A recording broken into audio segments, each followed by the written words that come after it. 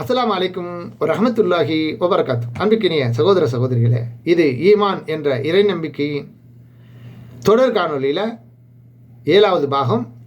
காஃபிர்கள், இறை நிராகரிப்பாளர்கள் அல்லாஹுவை காண முடியுமா என்பதை பற்றிய ஒரு விளக்கம். அதாவது காஃபிர்கள் மறுமை இறைவனை காண முடியுமா, இது அல்லாஹுவை நம்புவது சம்பந்தமான தொடர் காணொலியில் ஒவ்வொன்றாக நம்ம பார்த்து வருகிறோம்.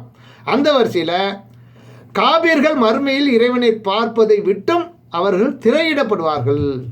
அவர்களுக்கு இடையே ஒரு மறைவு, அவர்கள் கண் மறைந்துவிடும், அவங்களால அல்லாஹ்வை பார்க்க முடியாது என்பதை பற்றி அல்லாஹ் ரப்புல் ஆலமீன் திருமறை குர்ஆனில் 83வது அத்தியாயத்தில் 15வது வசனத்தில் சொல்லி காட்டுகிறான். அந்த நாளில் அவர்கள் தமது இறைவனை விட்டும் தடுக்கப்படுவார்கள். அடுத்து, அல்லாஹ்விற்கு முகம் உள்ளது என்பதற்கு என்ன ஆதாரம்? அதற்கான ஆதாரத்தை இப்போ பார்ப்போம். இதில் அதாவது அல்லாஹ்விற்கு யாருக்கும் எதற்கும் ஒப்பாகாத விதத்தில் முகம் இருக்கிறது என்று நாம் நம்பிக்கை கொள்ள வேண்டும் என்று இஸ்லாம் நமக்கு வலியுறுத்தி சொல்கிறது. இந்த உலகத்தில் நம்ம பார்க்கக்கூடிய எந்த ஒன்றையும் ஒப்பாக்கக்கூடாது. இந்த படத்தான் இருக்கும், இப்படித்தான் இருக்கும், அந்த மாதிரி ஒப்புமை காட்ட முடியாத அளவிற்கு அவனுக்கு முகம் இருக்கிறது. அது எப்படின்னு நமக்கு தெரியாது என்று விளக்கக்கூடிய ஒரு செய்தியை நபிகள் ஸல்லல்லாஹு அலைஹி வஸல்லம் சொல்கிறாங்க. எப்படி சொல்கிறாங்க?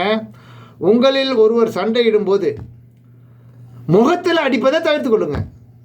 நீங்கள் அடுத்தவர் அடித்தாலும் அவர் உங்களை அடித்தாலும் சரி, முகத்தில் அடிக்கக்கூடாது.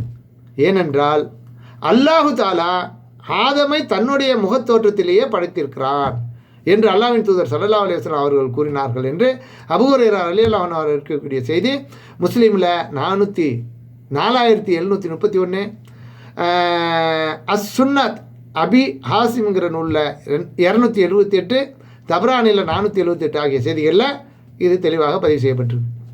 மேலும் அல்லாஹ்விற்கு கண்கள் இருக்கின்றதா என்பதற்கு என்ன ஆதாரம் என்பதை பற்றிய ஒரு தெளிவு.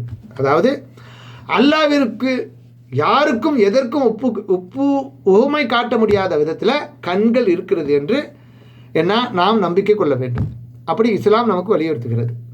இதற்கு நபிகள் நாயகம் ஸல்லல்லாஹு அலைஹி வஸல்லம் அவர்கள் கூறிய ஆதாரம், தஜ்ஜால் ஒற்றை கண்ணன் என்பதையும் அல்லாஹ் ஒற்றை கண்ணன் அல்லன் என்பதையும் நீங்கள் அறிந்து கொள்ளுங்கள். அவனுக்கு 2 கண்கள் இருக்கு என்று சொல்லியிருக்காங்க. இது புகாரில் 3057வது ஹதீஸாக இடம்பெற்றிருக்கு.